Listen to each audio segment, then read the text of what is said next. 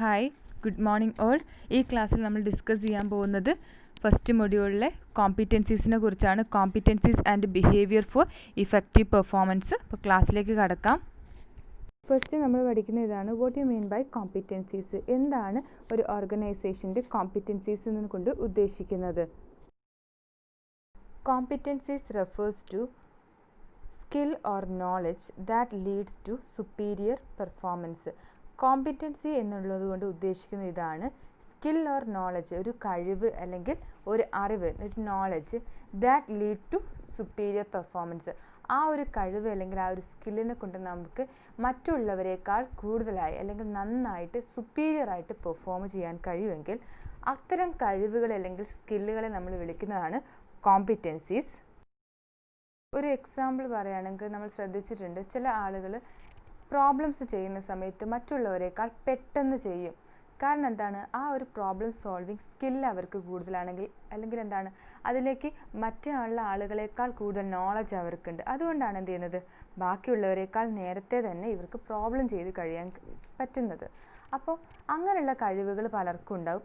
പല ഓർഗനൈസേഷനും മറ്റുള്ള ഓർഗനൈസേഷനിൽ നിന്ന് വ്യത്യസ്തമായി ചില കഴിവുകളോ സ്കില്ലുകളോ ഉണ്ടാവാനുള്ള ചാൻസ് ഉണ്ട്. അപ്പോൾ ആ ഒരു ഓർഗനൈസേഷനിലേക്ക് ആ ഒരാൾക്ക് എന്തുണ്ടെന്ന് പറയാം, കോമ്പിറ്റൻസി, ഏതെങ്കിലും രീതിയിലുള്ള കോമ്പിറ്റൻസി ഉണ്ടെന്ന് പറയാം. These are formed through an individual or organisations knowledge, skill and abilities. ഒരു ഓർഗനൈസേഷനെ സംബന്ധിച്ച് അല്ലെങ്കിൽ ഒരു ഇൻഡിവിജ്വലിനെ സംബന്ധിച്ച് അദ്ദേഹത്തിന് കോമ്പിറ്റൻസി ഉണ്ടാവാനുള്ള കാരണം അദ്ദേഹത്തിന് നോളജ് അല്ലെങ്കിൽ എബിലിറ്റീസും സ്കില്ലും ആണ്. അപ്പോൾ ഒരാൾക്ക് അല്ലെങ്കിൽ ഓർഗനൈസേഷന് നല്ല നോളജ് ഉണ്ട്, നല്ല സ്കില്ലുണ്ട്, അതുപോലെ തന്നെ നല്ല എബിലിറ്റീസ് ഉണ്ടെങ്കിൽ അവർക്ക് എന്തെങ്കിലും കോമ്പിറ്റൻസീസും ഉറപ്പായിട്ടും ഉണ്ടാവും. Next one, classification of competencies. കോമ്പിറ്റൻസീസിൻ്റെ ക്ലാസിഫിക്കേഷനാണ് നെക്സ്റ്റ് പഠിക്കാൻ പോകുന്നത്.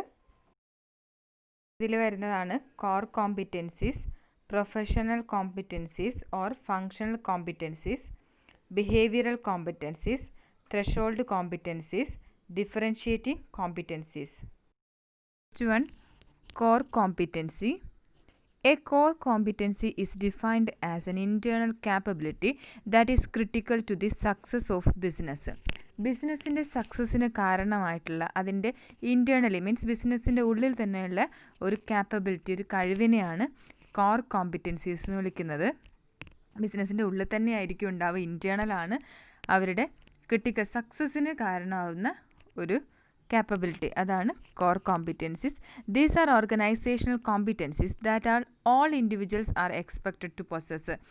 ഈ ബിസിനസ്സിൻ്റെ സക്സസ്സിന് ഒരു ക്രിട്ടിക്കലായിട്ടുള്ള കാര്യം ആയതുകൊണ്ട് തന്നെ ആ ഓർഗനൈസേഷനിൽ വർക്ക് ചെയ്യുന്ന ഏതൊരു ഇൻഡിവിജ്വലും ആ ഒരു കഴിവ് അല്ലെങ്കിൽ ആ ഒരു കാപ്പബിലിറ്റി നേടിയെടുക്കാനാണ് എപ്പോഴും ശ്രമിച്ചുകൊണ്ടിരിക്കുന്നത്. മീൻസ് അവർ ആ ബിസിനസ്സിൻ്റെ സക്സസ് ആയി മാറാൻ കാരണമാവുക എന്നുള്ളതാണ് എല്ലാവരുടെയും ആഗ്രഹം. കോർ കോമ്പിറ്റൻസീസിൻ്റെ എക്സാമ്പിൾസ് നോക്കാം. അനലിറ്റിക്കൽ തിങ്കിങ് ആണ്. ഏതെങ്കിലും ഒരു പ്രോബ്ലം ഉണ്ടാകുന്ന സമയത്ത് അത് ലോജിക്കലി തിങ്ക് ചെയ്തിട്ട് ആ ജോലി തീർക്കാനുള്ള ഒരാളുടെ കഴിവ്. നെക്സ്റ്റ്, ക്ലയൻറ്റ് സർവീസ്, ബെറ്ററായിട്ട് ക്ലയൻസിന് സർവീസ് പ്രൊവൈഡ് ചെയ്യാനുള്ള ഇൻഡിവിജ്വലിൻ്റെ കഴിവ്. മീൻസ് ക്ലയൻറ്റിൻ്റെ റെസ്പോണ്ട് ചെയ്യുക, അതുപോലെ തന്നെ അയാളുടെ നീഡ്സ്, ക്ലയൻസിൻ്റെ നീഡ്സ് ആദ്യമേ തന്നെ ആൻറ്റിസിപ്പേറ്റ് ചെയ്യാനുള്ള എംപ്ലോയീസിൻ്റെ കഴിവ്. അതുപോലെ തന്നെ കോൺഫ്ലിക്റ്റ് റെസൊല്യൂഷൻ, മീൻസ് എന്തെങ്കിലും കോൺഫ്ലിക്ട്സ് വർക്ക് പ്ലേസിൽ ഉണ്ടാവുകയാണെങ്കിൽ ആ ഡിഫറൻസസിനെ ഇല്ലാതെയാക്കിയിട്ട് നല്ല വർക്ക് റിലേഷൻഷിപ്പ് മെയിൻറ്റെയിൻ ചെയ്യാനുള്ള കഴിവ്.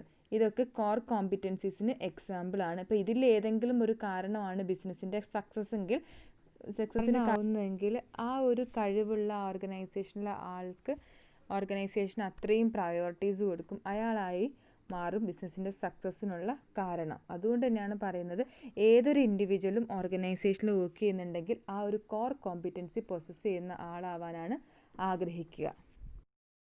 Next one, professional competencies. Distinctive competencies required for different category of job is called professional competencies.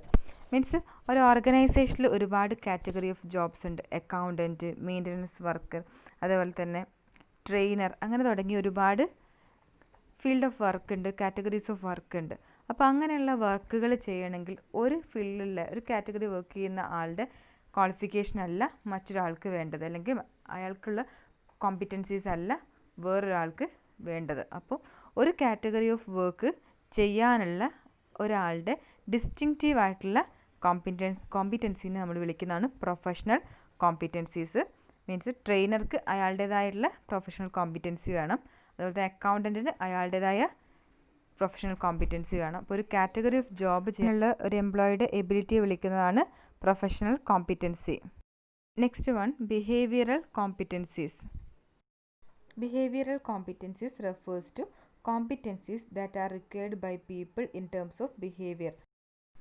ഓർഗനൈസേഷനിൽ വർക്ക് ചെയ്യുന്ന ആളുകൾ അല്ലെങ്കിൽ പേഴ്സൺസ് അവരുടെ ബിഹേവിയറിൽ കാണിക്കേണ്ട കോമ്പിറ്റൻസീസിനെ വിളിക്കുന്നതാണ് behavioural competencies.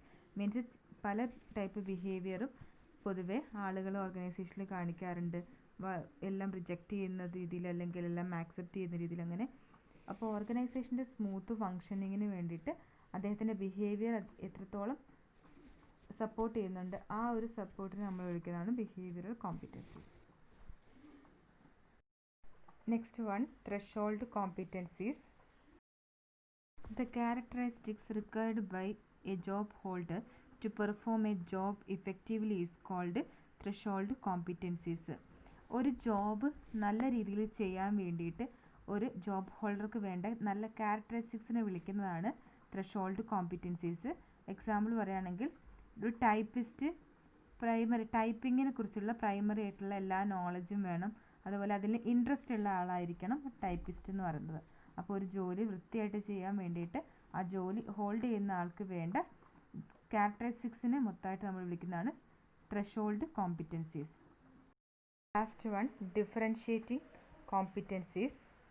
Differentiating competencies are those characteristics which superior performers have but are not present in average performers. Average പെർഫോമൻസിൽ ഇല്ലാത്തതും എന്നാൽ സുപ്പീരിയർ പെർഫോമൻസിൽ ഉള്ളതുമായിട്ടുള്ള ക്യാരക്ടറിസ്റ്റിക്സിനെ നമ്മൾ വിളിക്കുന്നതാണ് ഡിഫറൻഷിയേറ്റിംഗ് കോമ്പിറ്റൻസീസ്. ദാറ്റ് മീൻസ് നമ്മൾ ഒരേ ജോലി രണ്ടാൾക്ക് ഒരേ ടൈമിൽ കൊടുത്തു എന്ന് വിചാരിക്കാം. ആ രണ്ട് പേരും രണ്ട് രീതിയിലായിരിക്കും ആ ജോബിനെ അപ്രോച്ച് ചെയ്തതും അതുപോലെ തന്നെ കംപ്ലീറ്റ് ചെയ്തിട്ടുണ്ടാവുക. അപ്പോൾ നോക്കുന്ന സമയത്ത് ഒരാൾ ബെറ്ററായി ചെയ്തു മറ്റേ ആളേക്കെങ്കിൽ നമുക്ക് എന്ത് പറയാം, ഈ ബെറ്ററായി ചെയ്ത ആൾക്ക് എന്തോ ഒരു കഴിവ് കൂടുതലുള്ളതുകൊണ്ട്, എന്തോ ഒരു എബിലിറ്റി അല്ലെങ്കിൽ സ്കില്ല് കൂടുതലുള്ളത് കൊണ്ടാണ് എന്ത് മറ്റേ ആളേക്കാൾ പെട്ടെന്നും നല്ല രീതിയിൽ ഇയാൾക്കത് ചെയ്തു തീർക്കാൻ പറ്റിയത്. അപ്പോൾ ആ ചെയ്തു തീർക്കാൻ അയാൾക്ക് എന്തോ ഒരു കഴിവില്ലേ, ആ കഴിവുകളെ നമ്മൾ വിളിക്കുന്നതാണ് ഡിഫറൻഷിയേറ്റിംഗ് കോമ്പിറ്റൻസീസ്. ചിലപ്പോൾ അത് അദ്ദേഹത്തിൻ്റെ ട്രൈറ്റ്സ് ആവാം, അല്ലെങ്കിൽ സ്കില്ലാവാം, അല്ലെങ്കിൽ മോട്ടീവ്സ് ആവാം, അല്ലെങ്കിൽ ട്രെയിനിങ് കിട്ടിയായിരിക്കാം. എന്തുകൊണ്ടോ അദ്ദേഹത്തിന് കൂടുതലായിട്ട് പെർഫോം ചെയ്യാൻ കഴിഞ്ഞു. ആ ഒരു സ്കില്ലിനെ അല്ലെങ്കിൽ എബിലിറ്റിയെ വിളിക്കുന്നതാണ് ഡിഫറൻഷിയേറ്റിംഗ് കോമ്പിറ്റൻസി.